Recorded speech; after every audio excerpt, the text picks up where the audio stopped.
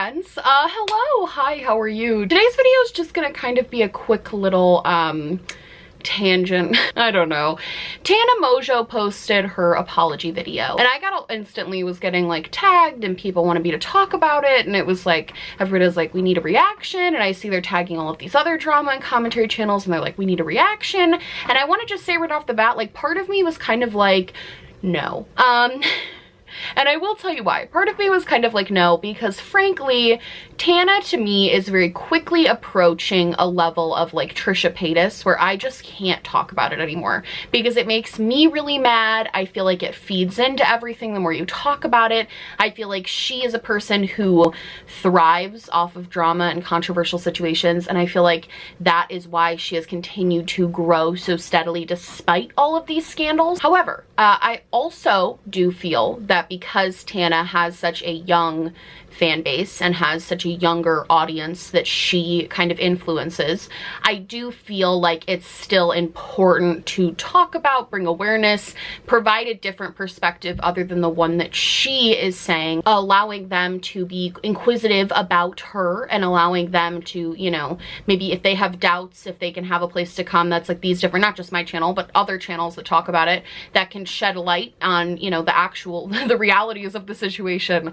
I think that's beneficial. I also just want to say, if you're confused about this entire situation, because if you only watch Tana's video, you absolutely would be very confused about what's going on because she literally did not explain or go into detail about anything. I have a whole video kind of recapping everything, but I would also strongly encourage you to go watch Nessa and Colin's video on the situation. Colin has a bunch of videos and Nessa, I believe, has one or two. I think they're really important to watch and listen to and hear from their perspective to fully understand kind of the depths of what Tana was being accused of. I'll link all of their videos down below. I think it's really important to hear their side of the story and hear where they're coming from on this situation. And without further ado, we're gonna get into not only Tana's I don't want to call it an apology video because it didn't really feel like an apology. Tana's video, we're going to get into it, and we're also going to get into the kind of aftermath of that video and what happened after. So I'll give you a brief rundown of the video. Really, normally I'm like, oh, go watch it for yourselves. Like, I don't really think you need to watch it for yourself, to be perfectly honest. I think the situation itself is fairly clear.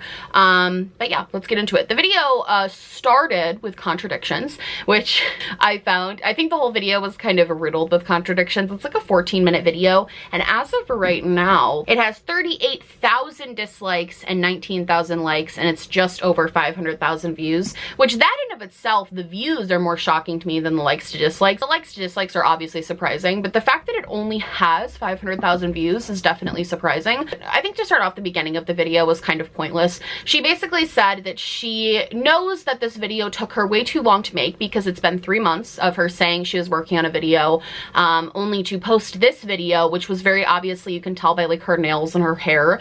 Somebody pointed this out on Twitter that this video was filmed super recently. So she starts the video basically by saying that she takes full accountability for the fact that this video took so long to get up, and that is fully her fault, and that her actions don't reflect change.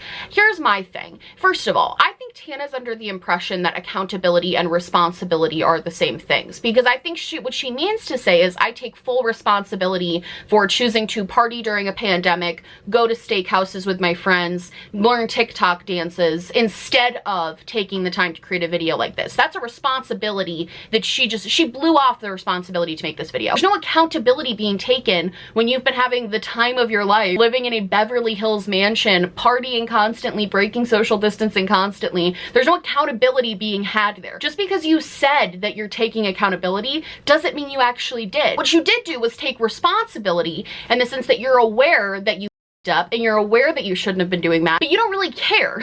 Accountability would have just been making the video 3 months ago. That would have been taking accountability. There's also, I'm not gonna go in any particular order of the video because I just kind of wrote out my notes as like a stream of consciousness, but there are so many contradictions in this video because at one point in the video she goes, this is the last apology video you guys are ever going to see from me. And then later in the video, like 2 minutes later, she's like, I don't care if I have to start every single vlog I post with an apology. I'm gonna address everything head on as soon as it happens, and I'm gonna be super super responsible. I'm gonna take super accountability for everything that I do.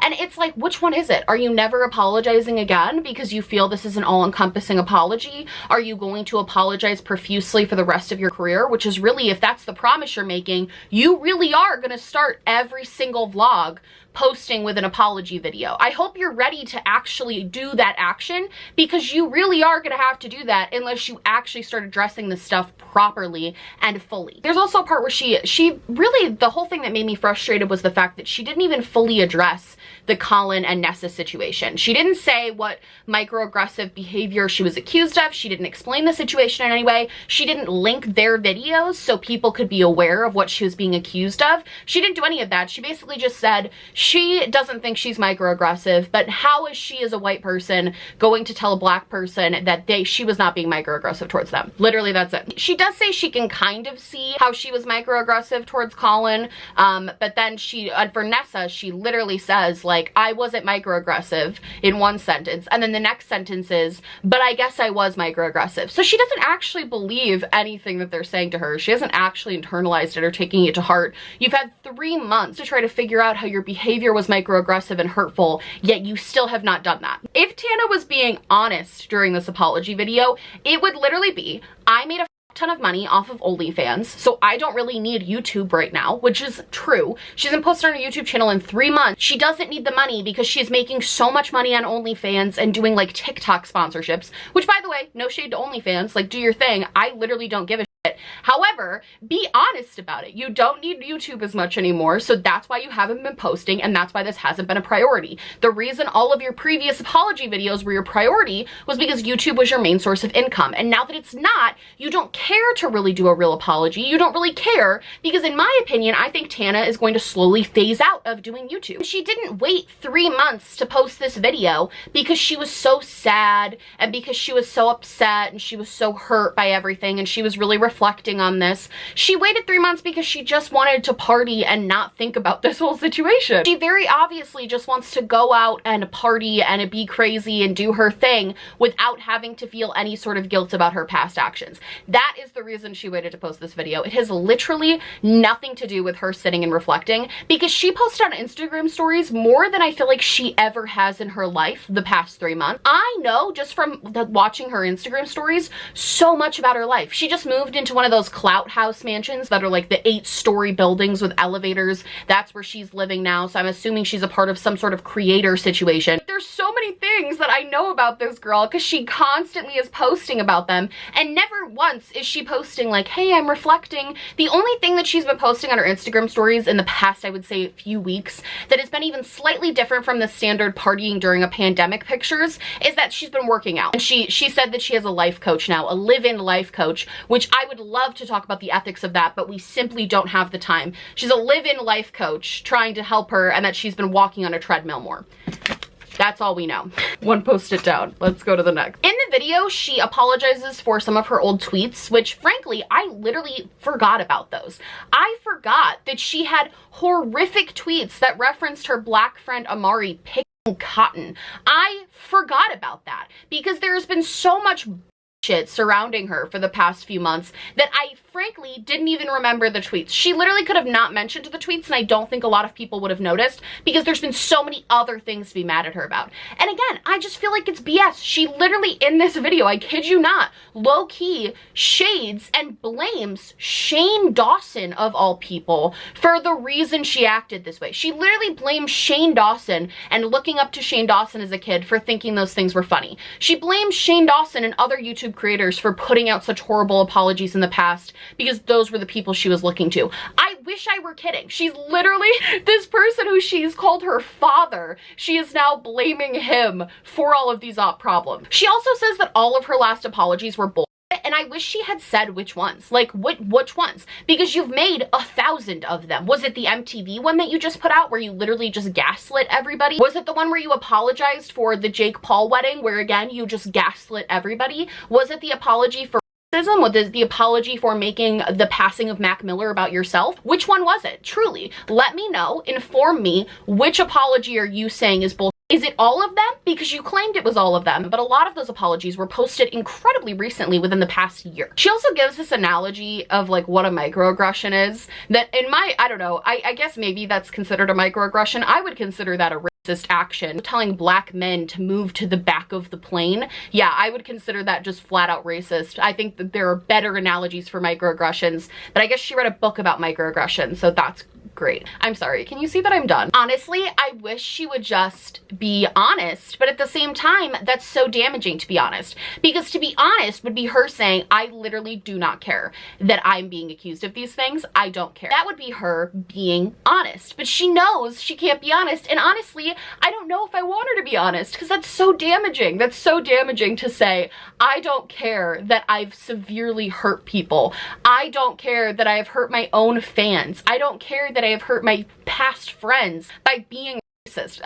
I can't tell if that would be better or worse, honestly. In the video when she talks about Nessa too, you can clearly tell that she feels Colin, she did mess up with Colin, and that she did, you know, I'll talk about Colin in a second because I'm very mad for him, but she did very clearly state in the video that like she agreed with some of what Colin was saying, and I really think the reason for that, which she failed to mention, but I think the reason she knows she can't deny what Colin is saying is because Colin has a video recording of Tana screaming at him, basically saying he's trying to ruin her career because he was trying to educate her on why saying the N-word was so incredibly problematic. And Tana knows he has that video because I've watched that video because he put it in one of his live streams. So I think the reason Tana is being more pandering to Colin is because she knows he has that information and she knows how horrible that makes her look. Like nobody can deny that that's what that is, you know? With the Nessa situation, you can tell Tana doesn't think she did anything wrong. She literally says that she was just being a catty 16-year-olds and it had nothing to do with race. Which if you watch Nessa's video, a lot of the things she did is, it's incredibly clear that a lot of Tana and her manager Jordan, which nobody, like even I forget to talk about him because he plays a huge role in this whole situation as Tana's manager, being incredibly, not just microaggressive, but downright racist. He's a huge part of the problem as well, including Tana. And Tana also low-key shades Nessa and is literally like, oh, well, I know that I have things that you couldn't even dream of having because I'm white and I'm sorry. What? Do you know how stupid you sound when you say things like that? I understand that somebody wrote this script for you and you just read it, which we'll get into her saying that's not true. I know you just read this, but do you understand how absolutely ignorant you sound when you say I have things that you couldn't even dream of as a white girl to a black girl? Have you ever thought about that? No, you haven't. She's clearly still pissed at Nessa and clearly doesn't give a shit about Nessa. Let's just put it that way. You don't have to watch the video to understand that. She literally does not care that she has hurt Nessa. She also randomly at the end of the video promotes Joe Biden. Here's the thing. You guys know I'm a big advocate for voting. I tell you to vote at the end of every single video. I love, let's get out there and vote. I love it. However, I do think it was weird. I felt it was a little bit of a kind of Jeffree Star maneuver because she low-key says that she shouldn't even be making a video like this about herself, given everything that's going on right now, which implies that people can't care about multiple things at once. If anything, I think people who have been this, like a racial reckoning is needed at the moment. And she does have this kind of weird moment where she's like, vote for Joe Biden with me. I'm gonna vote for Joe Biden, which, you know, okay. I appreciate the fact that you're telling your young fan base to vote. I wish you wouldn't be doing it at the end of a video where you so horrifically address your own racist actions. But like, I guess that's the one thing you did that I was like, okay, whatever. Thanks for encouraging people to vote. Moving on. I write my notes in little sections, so this is the aftermath section. After I watch this video, 14 minutes, all 14 minutes of it, I go onto Twitter and I go to Colin's Twitter because I've actually talked to him a little bit. I love Colin. I've been following him. He has new music out. Go stream it. And I went to Colin's Twitter and I was like, please tell me that Tana Mongeau did not make an apology video to Colin and Nessa without reaching out to them first and clearing the air with them first privately. Please tell me this is not the first time they are really hearing from her. Please. And guess what I found? Of course she hasn't reached out to them privately. Of course she hasn't reached out to Colin. Of course she has not reached out to Nessa. Colin has screenshots from 3 months ago where she said, Colin, I want to get on a phone call with you. I cannot wait to prove to you that I am a different person, that I have changed. And then she ghosted him. She never answered again. So this is what I got. I was already like annoyed about this video, but I was like, whatever, this is what I expected. She doesn't care. When I went on Twitter and saw that this girl did not address Colin or Nessa privately at all and did not even try to speak to them privately, that's when I got real pissed. Because now you have Colin, who's literally saying on Twitter, he's like, I feel like she did this to me because she wants to hurt me more. They're commenting on the video being like, I don't know what to say to you, Tana. This is so hurtful. And she's deleting their comments. They are still hurt and dealing with the ramifications of this. And she doesn't even give enough of a to talk to them privately. Are you kidding me? Is this like, it has to be a sick joke at this point. No, I don't understand how you could ever, with good faith, I think the reason I'm so baffled by this is because I cannot imagine treating anybody like this, and I don't know anybody that would ever treat people like this. I cannot imagine getting on camera and publicly apologizing to people, publicly trying to clear your name with all of your fans without clearing the air with them first. I can't fathom it. It's such disgusting behavior to me to not try to clear the air with them privately, but try to put on this, I'm doing better, I'm learning, I'm growing bullshit, and that you haven't had time for 3 months to just send a DM, to hop on a phone call with them. Colin literally said that he tried to call Jordan and Jordan hung up in his face. Also, after the video dropped, Keemstar posted a video on Twitter where he basically was like, Tana, it's pretty obvious in this video you're not talking like yourself, because she does talk like a robot in the whole video. That's because she's reading a script. He also says in that video, it's obvious you want to tell Colin and Nessa to off. It's obvious you don't care. This is like verbatim what he said. Obvious you don't care about them, which he's not wrong. Like, that's correct. That is the vibe you got from the video. He goes, so you should just say that to them and you should just be Tana Mongeau because you're losing relevancy. And Tana, who has had no time in the world to tweet to Colin or Nessa or any of the other people calling her out for racism, she did have time to address Keemstar. She did have time to talk to him, and she said, Keemstar, you're so bright. This is fantastic advice. So my question would be, if you think that's fantastic advice, are you literally saying that this apology, which you claimed was your last one, which you claimed was the one where you were really taking full accountability and you really felt like you were wrong, you are really saying that you should have just told Nessa and Colin to F off? That's really what you're saying? That's what you're saying by agreeing with Keemstar, that that's what you actually meant? You agree with him? You agree that that's what you should have done because that's what you really felt? Which I guess we knew, but at the same time, hearing her like agree with it, hearing her not 2 hours after posting this horrific apology that she claims is going to be her very last and she claims is the one that shows real growth, she then goes on to Instagram stories. Here's the tea. I know that she's lying about having a scriptwriter. I would bet, what do I love? I would bet my home. I would bet my home that Tana Mongeau did not write this apology video herself. At the very least, she had somebody edit it for her and like put things in for her. And at the very most, it's completely written by somebody else. And I'm leaning towards the latter. I have seen what a Tana Mongeau written apology looks like with TanaCon and with her first like scandal. I have seen how she talks and how she writes her own apologies before. We've all seen it. And this was nothing like that. This was very clearly like Jordan or her life coach, I don't know. Somebody else wrote this for her and somebody else gave her a script to read off of. Literally just the jump cuts. She goes, oh, there were so many jump cuts because I was trying to stop myself from crying.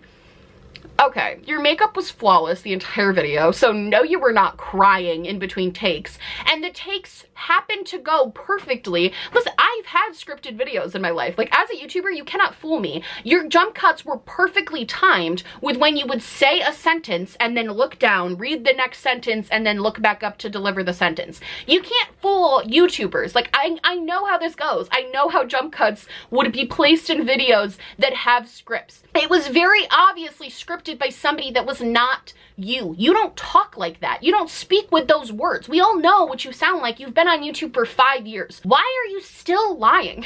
At this point, like, why are you still lying? Literally just be honest about it at this point. I don't know what else to say. This video was honestly more of the same, and there's one part in the video where she goes, you know, I don't deserve this platform if I don't actually grow and change. And you know what? You are right. You have not grown and changed. You have not learned. You do not care. You are a horrible, horrible, horrible influence for the young people that you follow, and you do not deserve your platform. And honestly, I'm so happy happy that people are starting to see it. The likes to dislikes are a great reminder of, and even the comments gave me hope. It was people who like have loved you and supported you for some reason, despite all of this, who are now finally saying, hey, you know what? You're right. You don't deserve this platform. And honestly, I'm so proud of those people that are saying that. It's honestly either say you don't give a shit and just keep posting content and fade into irrelevancy like a lot of other YouTubers have, or leave.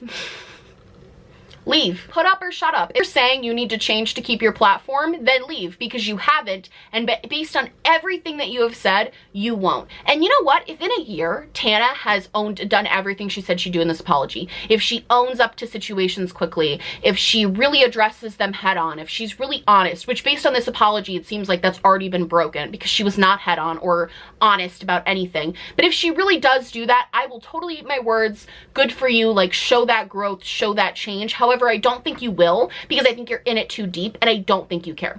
And in order to change, you have to actually care. And I do not think that you do. My opinion. I don't know. Well, we'll see.